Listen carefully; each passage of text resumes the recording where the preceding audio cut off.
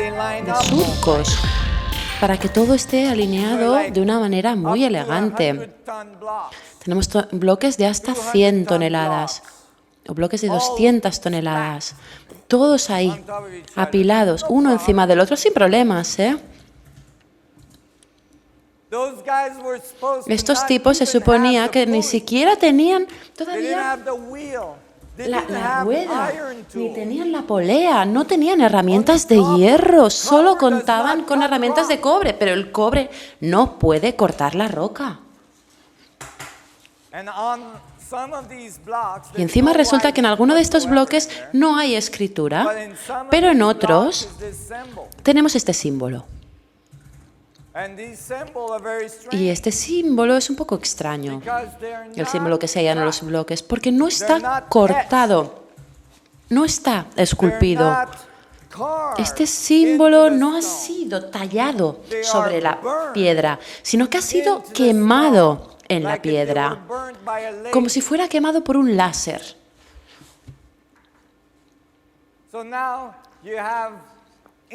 Ahora tenemos unas paredes o unas piedras muy antiguas que tienen geometrías quemadas con láser dentro de ellas.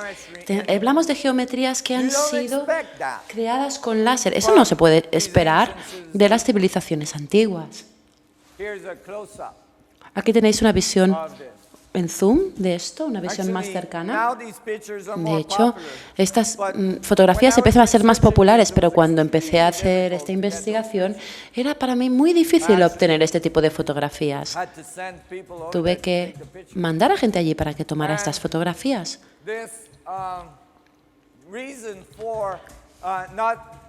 Y hay motivos por los cuales no es fácil encontrar estas fotografías, y es porque la comunidad de arqueólogos no sabe qué hacer con esto. Y en general, lo que hacen es ignorarlo. Pero si cogemos esta geometría y la volvemos a 3 dimensiones, de modo que cada círculo sea una esfera, ¿qué es lo que sucede? ¿Os lo imagináis?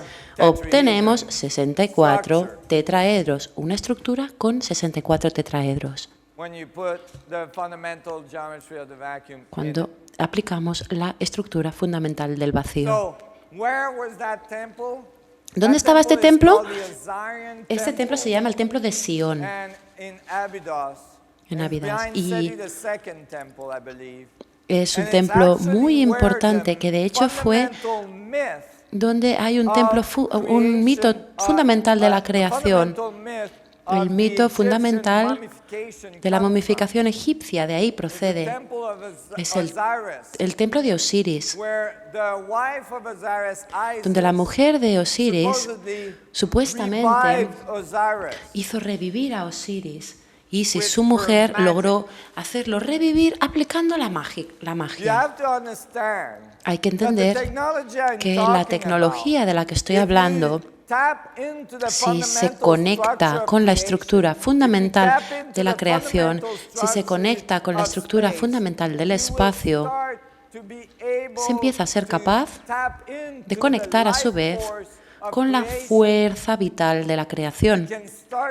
Se puede empezar, por tanto, a hacer cosas como ser capaz de mantener el sistema biológico en marcha, porque se puede alimentar de un modo continuo más información y por ende se puede seguir recargando el sistema biológico para que no finalice. Ahora tenemos acceso a la estructura del espacio-tiempo. La mayoría de la gente no lo sabe, pero hay pirámides también en China.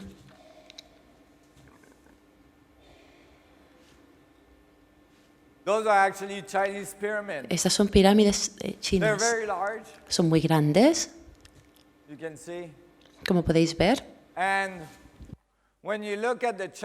Y cuando miramos las pirámides en China, aquí tenemos las pirámides de Giza. Esta es la pirámide del Sol y la de la Luna, de Tunacán. Y todo encaja del mismo modo, muy elegantemente. Y esta línea es la misma línea que encontramos en el cinturón de Orión. Estas son las estrellas que forman parte del cinturón de Orión. Y son cosas que están muy lejos, pero ¿creéis que es realmente una coincidencia? No olvidemos el hecho, además, de que todas estas personas, todas estas civilizaciones antiguas nos contaron que todo su conocimiento no procedía de ellos mismos, sino que procedía de los dioses del sol. Así los llamaban, personas que habían llegado de las estrellas, y la mayoría de ellos los identificaban y decían que la fuente de los dioses del sol venía de la constelación de Orión. ¿Parece una coincidencia? No, esto no es más que un mapa prácticamente de lo que sucedió.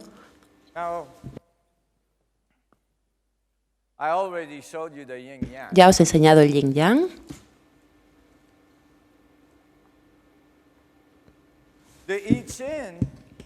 Vamos a mirar ahora el I Ching, que tiene 64 hexagramos. 64 hexagramas. Cada hexagrama tiene aquí una forma como esta. Hay uno completo y uno cerrado y uno roto. Esta especie de palitos. Y si los cruzamos ambos, obtenemos una estructura en forma de eje, en forma de X, pero si luego la duplicamos y ahora utilizamos todos los palitos en los símbolos del I Ching, podemos trazar un mapa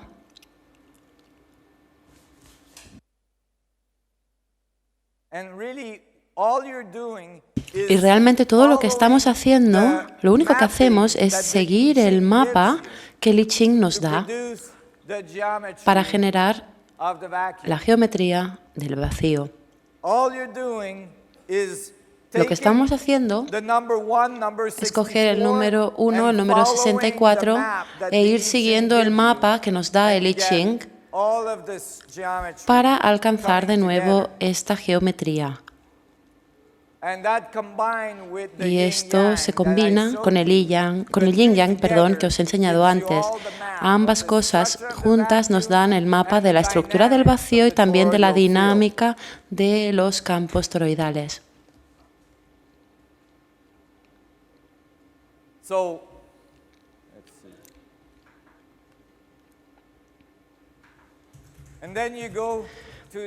Y luego vamos a la ciudad de los dioses del sol, esa ciudad prohibida. Y la ciudad de los dioses del sol está protegida por la esfinge. En la tradición antigua de China tenemos esta especie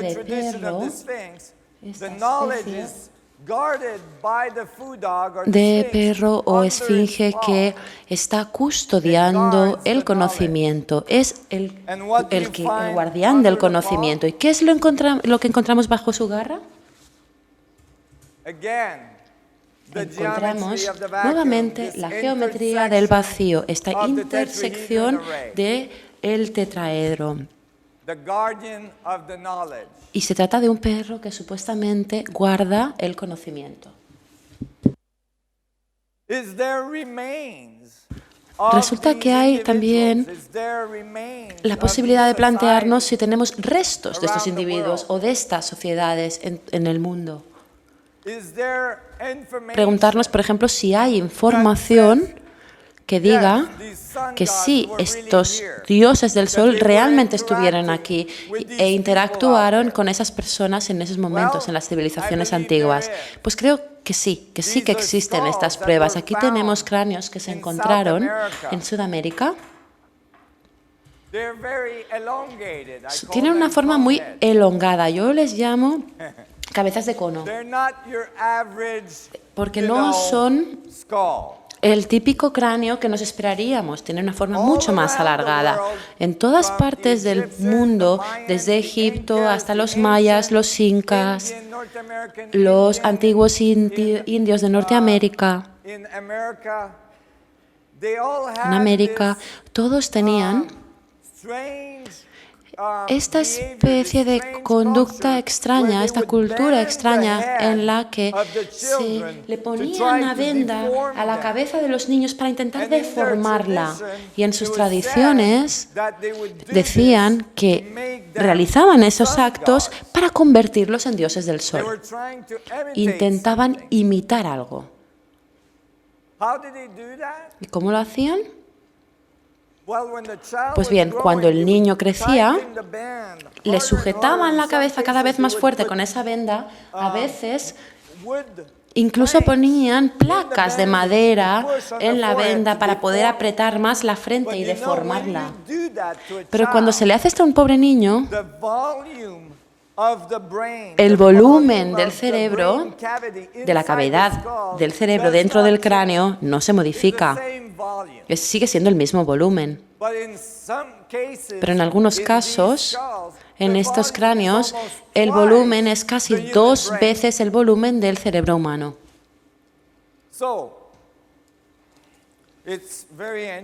Por tanto, es muy interesante. Y no es que se descubriera solamente una calavera, un cráneo con esta forma, sino que se descubrieron muchas. Y a veces estaban en sitios muy sagrados, tales como templos, etc. Tenían distintos tipos, con una forma más en punta, menos en punta. Aquí tenemos el cráneo normal de una persona y aquí tenemos ese cráneo más alargado.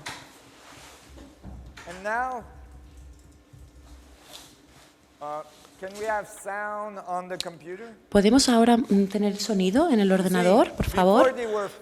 Porque antes se habían descubierto solamente... Un segundo, dejadme que me asegure de que tenemos el sonido y podemos ahora reproducir esto con sonido.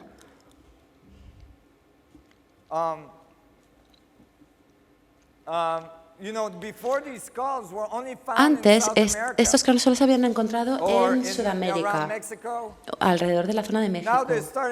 Pero ahora hemos empezado a descubrirlas en otro tipo de sitios. Creo que se ha encontrado alguna en Francia. Y estos de aquí, se encontraron en Siberia, en el centro de Rusia, en plena Rusia.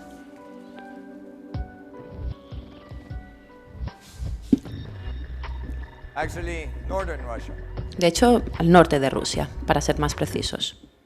Dicen así. Aquí los llaman cráneos poco habituales. Desde luego que lo son.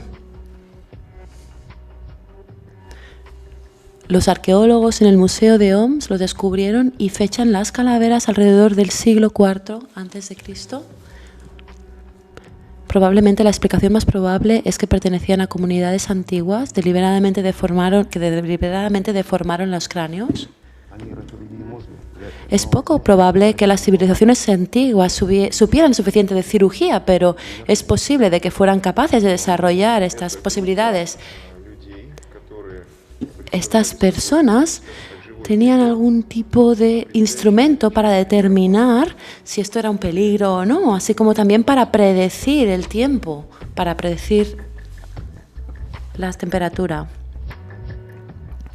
Sin embargo, sigue habiendo ciertas incertidumbres. En fin, no es nada seguro cómo llegamos a desarrollar este tipo de sucesos y cómo llegamos a descubrirlo. En cualquier caso, debo decir que ahora este tipo de cráneos o de calaveras se han descubierto al norte de Rusia, es muy poco común. En Francia también ha habido descubrimientos, otros descubrimientos en México también han surgido. Este se descubrió en Sudamérica, por ejemplo. Me lo envió Klaus Donner, un amigo mío, que ha hecho esta muestra de objetos poco habituales que se han encontrado por todo el mundo. La primera muestra tuvo lugar en Viena. Intentamos hacer que viniera a Estados Unidos también, pero me mostró esta calavera. Esto es de Sudamérica. Creo que pertenece a una colección privada. Fijaos aquí que el hueso de la parte superior de la calavera es una sola pieza. Es completamente una pieza. Esto no puede ser un cráneo humano, puesto que porque nosotros tenemos dos partes, dos piezas arriba. Esto es muy revelador. Tenemos una fisiología completamente distinta.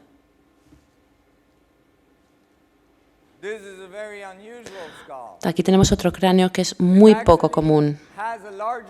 De hecho, tiene un volumen cerebral todavía más grande que el de los de las cabezas de cono. Es el volumen craneal más grande que jamás he encontrado. Podemos ver los hemisferios que estaban separados, los hemisferios cerebrales.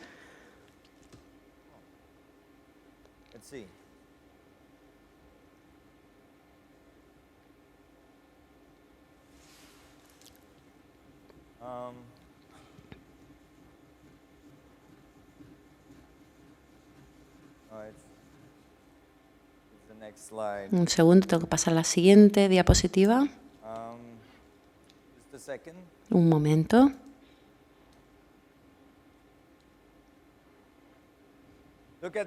Mirad esta diapositiva. Aquí tenemos una calavera y un niño. Es interesante porque aquí se hicieron unas cuantas pruebas. He esperado mucho tiempo, de hecho durante años he estado analizando estos cráneos antiguos, preguntándome ¿cuándo vamos a obtener buenas pruebas del ADN? Y ha requerido mucho tiempo porque es muy difícil que las personas que tienen esos cráneos, juntamente con los conservadores de los museos, permitan las pruebas oportunas. Finalmente se ha hecho de un modo independiente este tipo de examen y pruebas y aquí tenemos el resultado. Ups. You mind if I pull out the file? ¿Os importa si hago esto, arrastro el archivo? Let's see.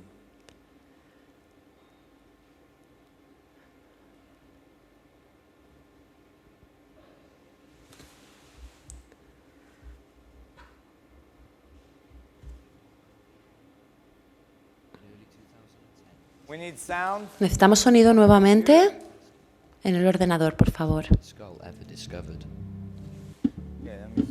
Un segundo, que empiezo otra vez. A principios del 2010 se empezó a hacer una prueba sobre el ADN sobre esta calavera. Se intentaban recuperar el ADN nuclear y contrastarlo con las bases de datos. Encontramos unas cosas que nunca se habían encontrado. Y se trató de un momento histórico para la ciencia, puesto que quedó demostrado más allá de toda duda que esas calaveras no podían ser humanas. Desde este resultado se ha intentado decir que cuando se acabe el reconocimiento de ADN tendremos por primera vez el ADN extraterrestre descubierto. Lloyd Pye ha estado analizando los orígenes del ser humano desde hace mucho tiempo y descubrió en México, en la década de 1930, sabemos que este cráneo tiene muchos años.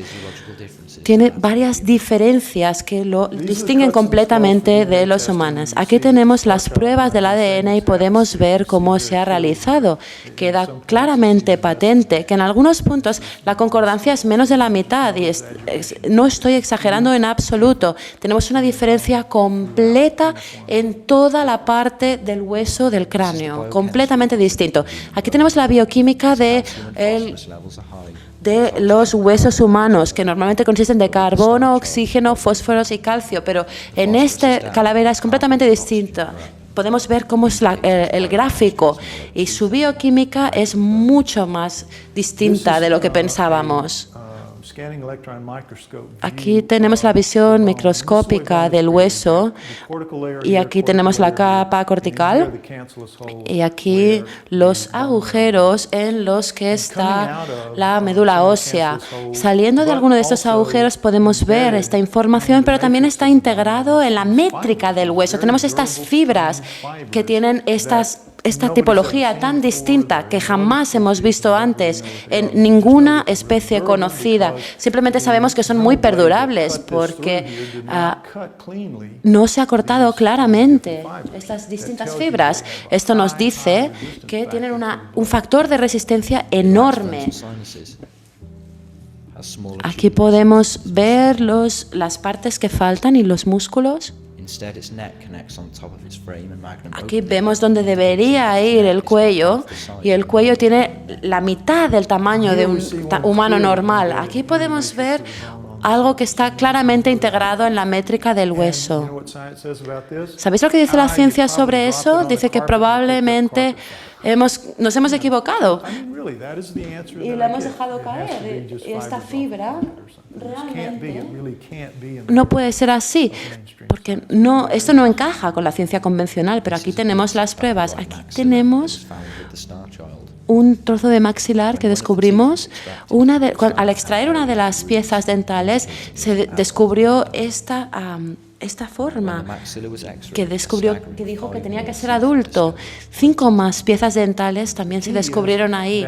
La clave aquí es que en el hueso humano hay bacterias en el cuerpo que realmente están en cada parte de nuestra médula ósea y dejan nuestros huesos brillantes, totalmente pulidos, como podemos ver. Esto es lo que hacen las bacterias. No hay ahí ninguna médula ósea que quede en ninguna parte. Eso es lo que sucede con los animales cuando mueren, pero en cambio con el niño de las estrellas vemos diferencias. Mirad los colores, es completamente distinto de la médula ósea humana, porque fijaros que tiene mucho más colágeno, pero mirad aquí también. No sabemos exactamente lo que esto es, jamás lo hemos visto con anterioridad y no está presente en otras especies. No es sangre, porque no puede ser nuestra sangre, nuestro tipo de sangre, porque cuando la sangre se oxida se vuelve negra, así que no podría ser sangre. Estas dos cosas, por un lado las fibras y por otro lado estos residuos, son completamente desconocidos, diferentes a todo lo que conocemos y por tanto, tenemos científicos que levantan los brazos, no saben lo que es, pero lo que tenemos que entender ahora es que todas estas diferencias fisiológicas a las que estoy apuntando no significan nada para la ciencia convencional, nada para la corriente mayoritaria de la ciencia. En enero de este año, un geneticista se ha puesto en contacto conmigo y me ha dicho, tal vez tengas algo que sea importante. Y me ha dicho, si me mandas una muestra, voy a aplicar una nueva técnica que recupera partes mucho más pequeñas que la técnica original. Y por tanto le mandé una muestra y 6 semanas después volvió a ponerse en contacto conmigo y me dijo, realmente no vas a creer lo que está pasando aquí. No me lo creo, yo mismo lo he hecho muchas veces, estoy intentando convencerme de que lo he hecho adecuadamente porque estoy obteniendo resultados completamente inesperados. Por supuesto hay algunas coincidencias con los humanos. Esta secuencia, por ejemplo, de 245, esta longitud, no hay ningún problema ahí, tenemos una parte de que el niño de las estrellas es en parte humano. Muy bien, se trata de algo muy importante, por eso los estoy poniendo este vídeo, Lo que pasa es que alguna parte del ADN de este niño de las estrellas no muestra ninguna similaridad encontrada en 340 pares. Aquí tenemos esta secuencia de 342 que no aparecen en ninguna parte de la base de datos de ADN humana. ¿Y de dónde sale esto? Pues aquí es cuando nos lo debemos plantear. ¿Podría ser que hay un extraterrestre que nació de una madre humana? Y yo dije, pero ¿cómo podría pasar eso? ¿Cómo se puede conseguir un alien o un extraterrestre puro que naciera de una mujer humana. Él me lo explicó, me dijo, tienes que entender que eso es lo que pasa hoy. Si una mujer humana tiene una enfermedad mitocondrial, es decir, sus mitocondrias están mal y generan, por tanto, niños muertos en este momento. Si se descubre que esta mujer tiene esta enfermedad mitocondrial y quiere tener un hijo, lo que puede hacer es coger sus óvulos, ponerlos en un laboratorio, mezclarlos con la esperma de su marido y crear este cigoto que tiene el paquete de cromosomas de la mujer y del marido. Y aquí obtenemos otro óvulo de una tercera persona que ponemos allí dentro del cigoto y el óvulo llega a la primera mujer y ella puede tener un hijo que sea con los genes de ella y de su mujer, pero con las mitocondrias de una tercera mujer. Ahí fue donde este hombre me dijo, podría ser lo mismo, tenemos dos extraterrestres que crean un cigoto y por cualquier motivo lo que hacen es coger los paquetes cromosomáticos, ponerlos fuera del óvulo a una mujer humana y se trata de un alien completo, no hay más que ADN extraterrestre, pero tiene los mitocondrios de una mujer humana, mitocondrios humanos. ¿Y por qué lo harían? No tenemos ni idea. Sabemos que es algo muy radical decirlo, sabemos que por supuesto va a haber mucha oposición cuando lo digamos porque demostrará que no solamente tuvimos un híbrido entre un extraterrestre y una persona, sino que tenemos aquí claros indicios de ingeniería de hace todo este tiempo. Es un reto mucho más grande para la ciencia y que va a crear una revolución mucho más grande en las concepciones de todo el mundo, porque será muy difícil aceptarlo. Pero ahí es donde estamos, esto es lo que creemos que podemos hacer, esto es lo que sabemos que podemos hacer. Ahora estamos en el proceso de intentar obtener los fondos para iniciar el proceso de secuenciar todo el genoma de esta calavera, porque cuando se secuencia el genoma, al final de esto, solo ocupa unos 3 o 4 meses. En 3 o 4 meses se obtiene una respuesta y se tiene una idea general de qué porcentaje será. Si es el 15%, 20%, se puede hacer con poco margen de error para recuperar todo el genoma. Y luego hay un periodo de 8 a 10 meses. Bueno, ¿habéis ya tenido una idea general, sí, con esto? You know, that's very significant. And I'm working with, Significativo. Klaus Estoy Donner, trabajando which ahora has access con to these other skulls donantes that que were tienen found to acceso a este start tipo de sequencing cráneos some y DNA of the comienzan other a hacer la skulls as well. secuencia del ADN de esos Well, cráneos. in these ancient Pues bien, en civilizations esas all civilizaciones over the place antiguas, is that en todo el fundamental mundo, creation myth pues se where the ve que hay un sun mito god de la has creación children fundamental en que with los the niños, women los of man. dioses del sol It's, I tienen think, hijos even in the Bible, con right? mujeres y hombres. Creo que está incluso en la Biblia. It's in Genesis 6 Está en chapter. el Génesis, en el capítulo 6, y los hijos de Dios llegaron a la tierra y encontraron a la mujer del hombre y a los hijos. Y ahora quisiera decir que la razón por la que os puse este vídeo es que en este descubrimiento que se hizo a raíz de la calavera del cráneo, podemos ver realmente, podemos probar que hay ADN, ingeniería de manipulación de ADN que sucedió. Así que seguramente no es que los dioses del sol tuviesen un apareamiento con hombres y mujeres, pero sí que debe haber una ingeniería de ADN para producir esos resultados. Se trata de pruebas físicas, evidencia física de esos mitos antiguos y poderosos de los dioses del sol que están aquí. Y quizás sea por esta razón que mucho del conocimiento antiguo, de las civilizaciones antiguas, se refiere a estas geometrías muy específicas, a esta forma de construir los templos, a esa información que puede ser crucial para nosotros en este momento. Yo creo que una de las muestras, de las pruebas más extraordinarias es que, bien, si esa información está relacionada con la estructura del vacío, si esa información está relacionada con esta nueva tecnología, la tecnología con la que conecto con la estructura de la creación, puedo producir campos gravitatorios, entonces podré encontrar cosas como esta, en que hay piedras inmensas que fueron transportadas. Fijaos en el tamaño de esta piedra en comparación con el del hombre. Es como de 1000 toneladas. Y eso estamos hablando de una cantera. Aquí tenemos una cantera. Tratad de imaginaos qué significa levantar o izar una piedra así. Y además está apilada. Están todas apiladas, una encima de otra. Fijaos, ahí está la cantera y ahí, encima de eso, los romanos construyeron un templo. Pues ¿cómo lo hicieron? Porque empezaron algo y ¿qué vamos a hacer? ¿Cómo vamos a acabarlo? Construyeron un templo ahí arriba, encima de esto, pero ahí tenemos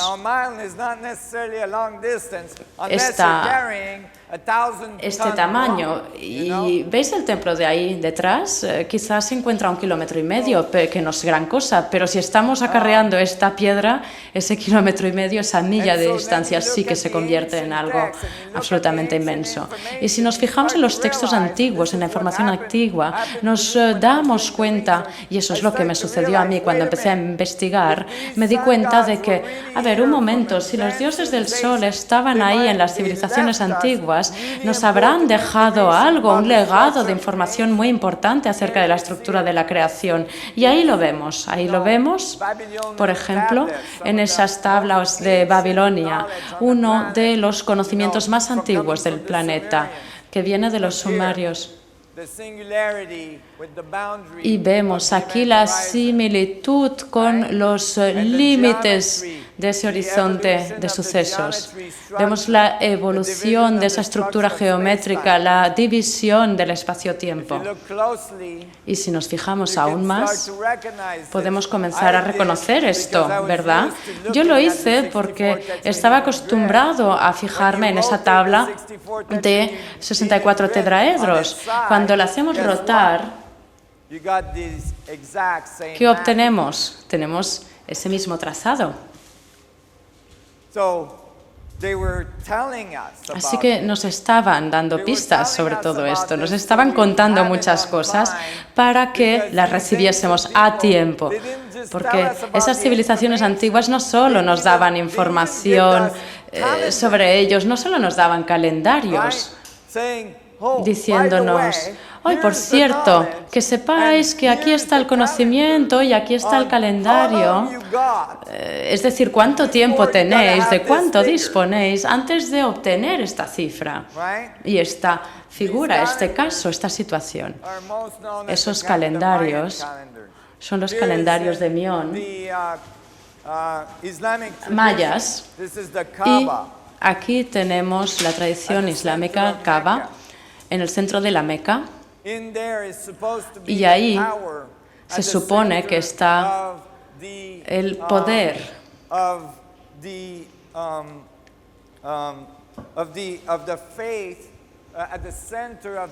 en el centro del poder, el centro del Corán. Ahí está la piedra de la creación. Se llama la piedra negra o el cristal negro. En el Corán se dice que eso se ha dado a los hombres y lo hizo el arcángel Gabriel. y se supone que está en el centro de la cava. Nuestro calendario nos dice que esa piedra negra es seguramente un meteorito que encontró un beduino en el desierto. Yo os aseguro que uno no empieza la religión más grande del mundo a raíz de haber encontrado una piedra negra en el desierto. Ese cristal, esa estructura de cristal fundamental, lo veremos más adelante, es la fuente de esa energía, de ese poder. Y eso fue descrito en civilizaciones antiguas. ¿Conocíais esto? En Turquía se encontró esta ciudad antigua en Turquía, que tiene unos 11.000 a 13.000 años. De 11.000 a 13.000 años atrás. Se supone que entonces éramos unos simples cazadores, acabamos de salir de las cavernas por aquel entonces. Y encontraron esta ciudad que tiene estas rocas, este pilar inmenso, que además estaba sosteniendo esa piedra un sistema de tejado, de techumbre, que era enorme, inmenso, y también encontraron flechas de esos cazadores de hace, 12.000, 13.000 años atrás. Pero os aseguro que los cazadores no hicieron todo eso, y los recolectores, los agricultores de aquel entonces. ¿De dónde venía todo eso, pues? Y eso nos lleva, antes de la pausa, porque ya sé que pararemos a las 6, eso nos lleva al final de las civilizaciones antiguas, de la parte dedicada a las civilizaciones antiguas. Voy a hablaros rápidamente de esta parte con la tradición hebraica, la tradición del Antiguo Testamento. Yo, cuando me puse a estudiar todas estas civilizaciones antiguas, dejé la Biblia para el final, porque ya sabéis que, como yo me crié dentro de la religión católica, en escuelas católicas, casi que me producía alergia a todo esto. Y la verdad es que no tenía unas ganas tremendas de ponerme a estudiar la Biblia. Pero, de hecho, cuando la volví a tener entre mis manos, para empezar a estudiarla, comencé estudiando el Antiguo Testamento y empecé a darme cuenta de algo. Dije, anda, si el Antiguo Testamento, todo el Antiguo Testamento habla de un objeto. Cuando habla de Dios, cuando dice la palabra Dios, está hablando de un objeto, de algo que están llamando el arca de la alianza de Dios o del Señor. Lo están llamando así. Y cuando se representa ese objeto, no nos muestra a un viejo con esa barba, un anciano con la barba y sus binóculos y el bate de béisbol, sino que realmente cuando se nos habla de ese arca de la alianza y del Señor y de Dios, nos hablan de un tetraedro sentado en un trono. Esa es la representación de Dios. Y después se describe como que Dios era el mar de cristal. Se llamaba el arca de la alianza de Dios. Era ese objeto increíble que tenía todo tipo de poderes. Era capaz de hacer todo tipo de cosas. Por ejemplo, se decía que irradiaba, y si uno no se cubría la cara con las manos, se quemaba, como si le estuviese quemando el sol. Y Se decía también que crearía un fenómeno que se llamaba el pilar de luz, un pilar también de nubes por encima, como un vórtice inmenso. Anda, curioso. Ahora sí que me interesaba el tema. De repente me gustó la Biblia. Porque, sabéis, toda esa investigación, comencé a interesarme por cómo construir esa tecnología y me di cuenta de que las estructuras cristalinas serían muy importantes. Y me di cuenta de que habría que hacer rotar ese campo rapidísimamente para comenzar a llegar a esa singularidad que se iba a producir. Había que reproducir esa dinámica fundamental del doble toro para que ocurriese. Para que sucediese esa singularidad había que crear un vórtice en el espacio-tiempo y eso es exactamente lo que se describía ahí.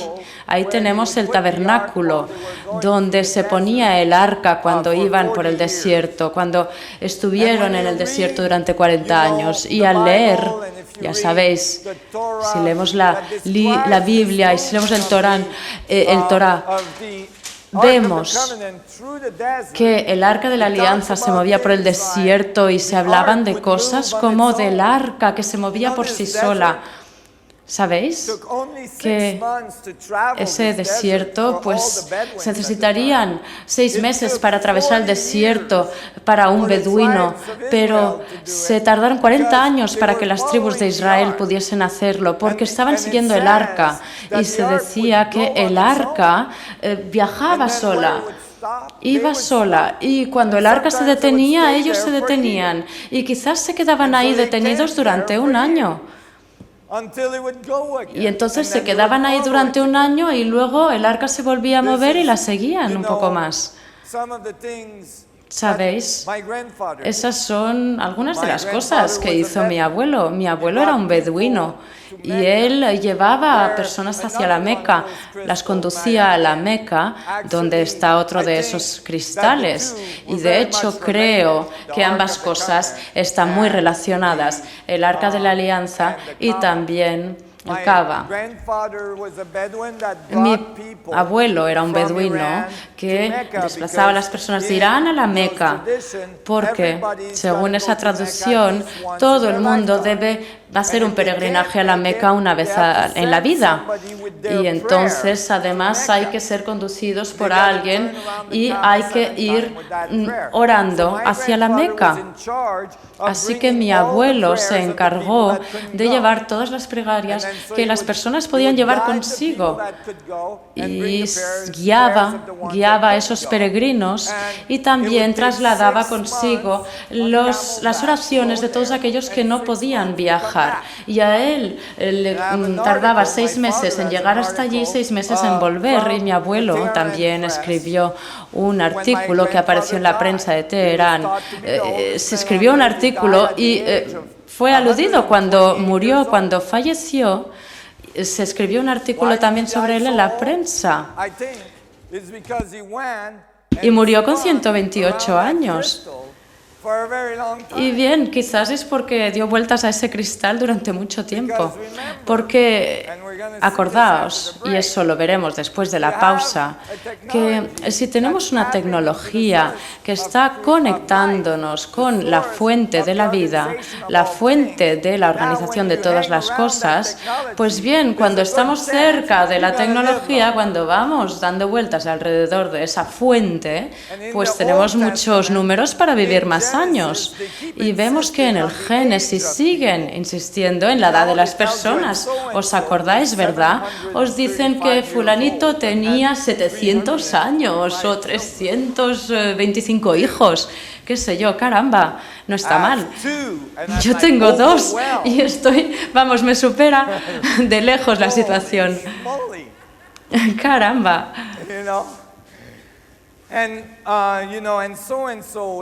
Así que, pues ese vivió 800 años y el otro también. Y sabéis que los antiguos egipcios hablaban del momento de la iniciación, cuando el iniciado iría ante ese poder, ante esa fuente de poder, y saldría del templo como un semidios que viviría por siempre. ¿Veis? Y muchas cosas más. Y todo eso nos empieza a sonar, y cuando nos fijamos en la palabra Dios en la Biblia, si nos fijamos en cuándo esa palabra se traduce del griego, el tetragramatón, ahí tenemos en la cubierta de la Biblia, en el prefacio, dice, la palabra Dios viene de la palabra tetragramatón. ¿Os dais cuenta? Así que cada vez que veis la palabra Dios en la Biblia, la podéis reemplazar por la palabra tetragramatón. Caramba, tetragramatón. ¿Creéis que vas a decir por tetragramatón en lugar de decir por Dios?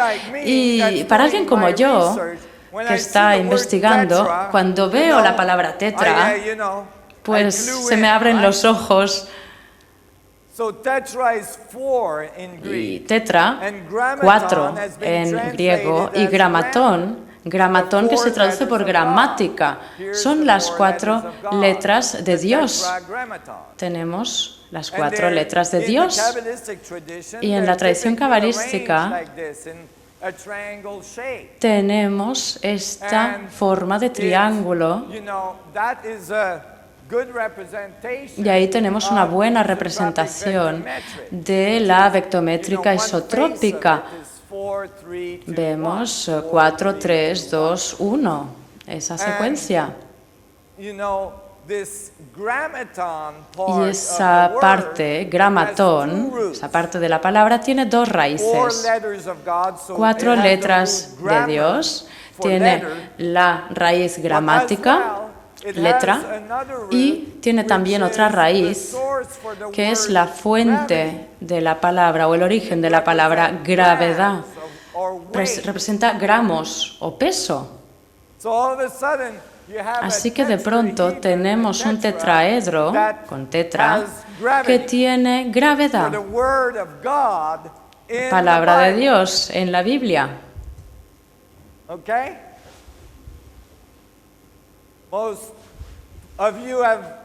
La mayoría de vosotros habréis leído la Biblia. Quizá no. Bueno, es igual.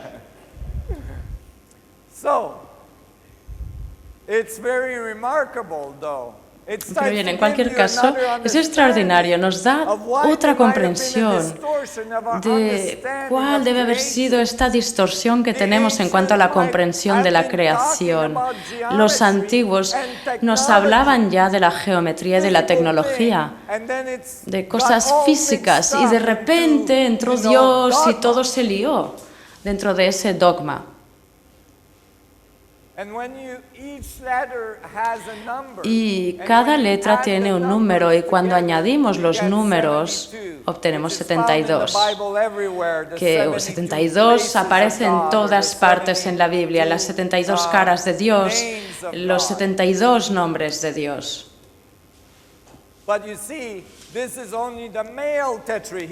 Pero bien, aquí tenemos solo el tetraedro masculino, una vez más. Tenemos ese enfoque masculino a Dios. Si ahora tenemos otro que aparece, si lo duplicamos, ese número, 72 más 72, ¿cuánto hace? 144. 144 es un número que aparece en la Biblia como revelación, y se dice, y la ciudad de cristal del arca volverá a la tierra. Y tiene un cristal de 144 caras, o dice algo así, dice el orador. Y lo que olvidé mencionar es que si tomamos 64 tetraedros y contamos el número de caras que hay fuera, ¿cuántas tenemos? En total, 144 caras.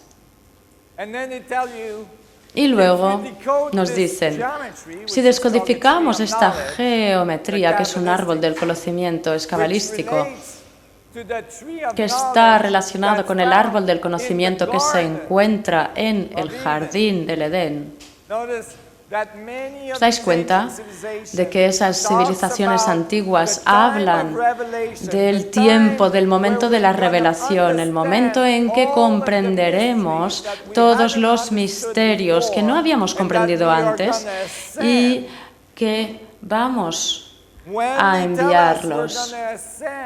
Y nos dicen, el momento en que los enviemos, los habremos comprendido y los habremos enviado, creeríamos nosotros virtualmente, pero no, los vamos a enviar literalmente.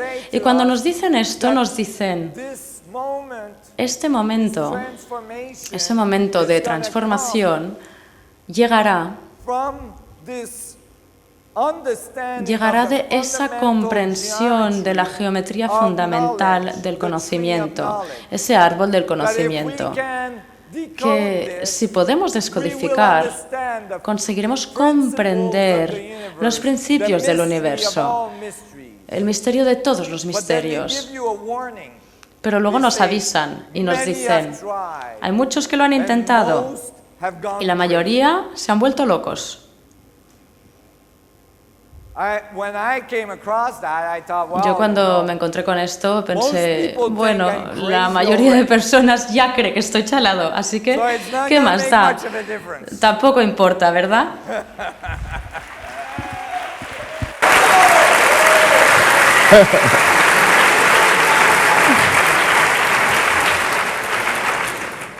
So I thought, wait, I gotta figure this out. And Así que bien, pues traté de darle vueltas a esto, lo dibujé, lo puse en el techo de mi camioneta, lo pegué ahí, bien pegadito en el techo, para que cuando me despertara apareciese esta imagen y pudiese reflexionar. Y por cierto, además es que esto, el árbol del conocimiento, está relacionado con el árbol descrito en el Génesis como el árbol que contenía la manzana. Ya sabéis, el árbol del conocimiento en el jardín del Edén, que según las civilizaciones antiguas nos dicen, cuando consigamos quitarlo, pues conseguiremos tener ese jardín, cuando consigamos enviarlo. Pero en el sentido literal, ahí es cuando volveremos a encontrar otro jardín, porque habremos quitado el cemento.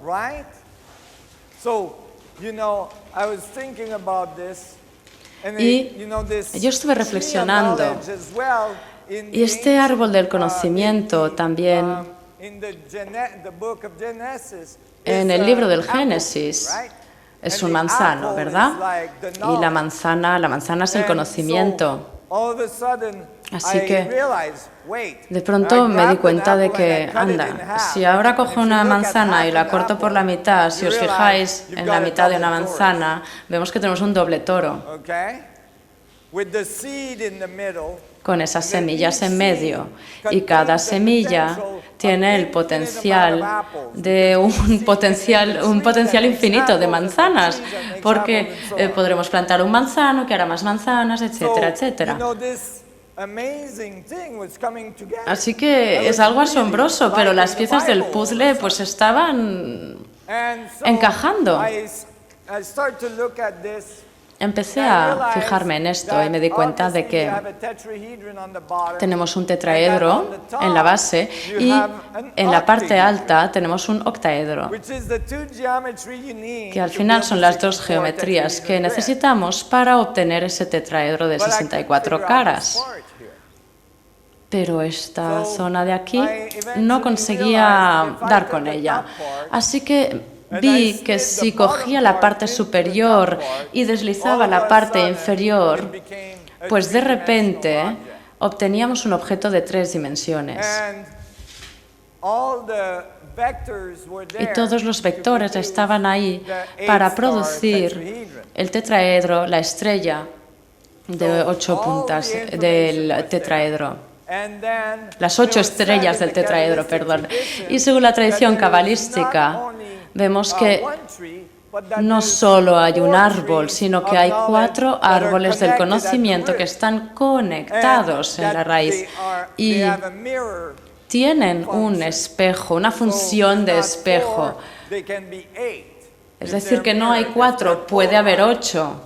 Se trata del reflejo, están polarizadas. Y si 8 de esos árboles se juntan y tienen ese tetraedro de 8 estrellas, conseguimos ese tetraedro de 64. ¿Y cómo sabemos que lo hemos hecho bien? Pues porque cuando hayamos acabado podremos extraer ese árbol cabalístico de ahí, porque tendremos 4 bucles y podremos irradiarlo.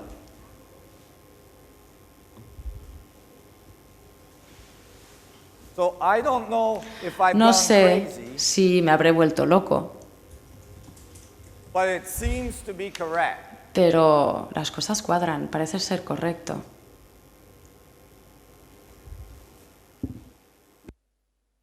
There's much more details to this structure. Y hay muchos más detalles en esta estructura. En realidad, se puede hacer girar todos estos árboles y conseguir el resto de tetraedros.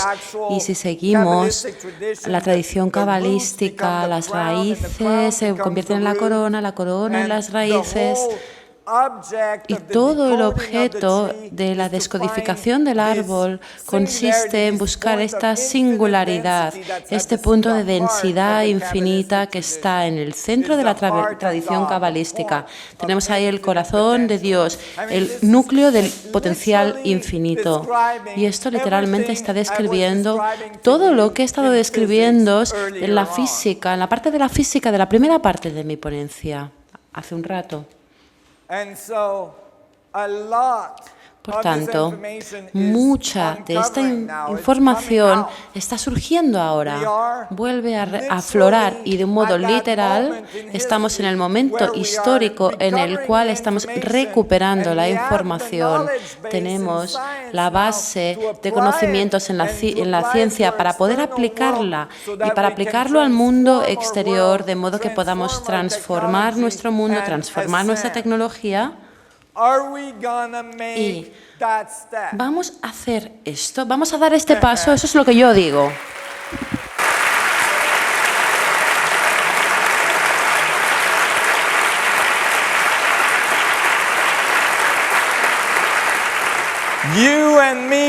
Vosotros y yo juntos vamos a hacer este cambio, vamos a dar este paso. Vas a llegar, está llegando.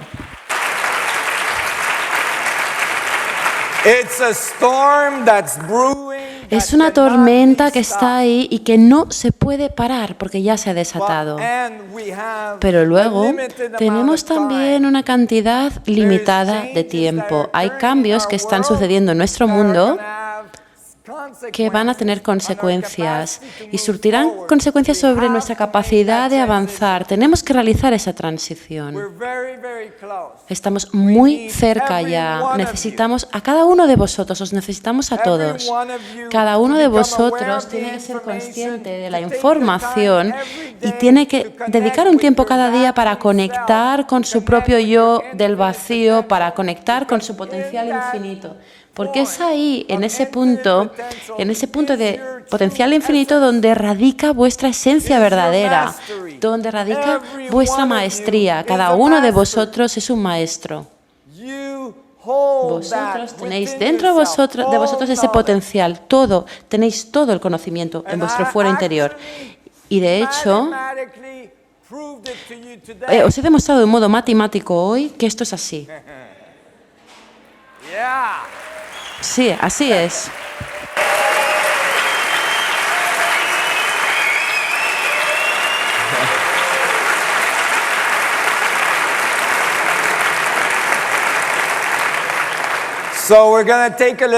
Ahora vamos a hacer un pequeño descanso y después de la pausa Haremos una hora y media más de sesión en la que os contaré lo que se ha hecho en los laboratorios. Normalmente no hablo en público de ello, pero hoy lo voy a hacer. Y después de esto tendremos un turno de preguntas y respuestas. Así que muchas gracias. Gracias de verdad. Gracias.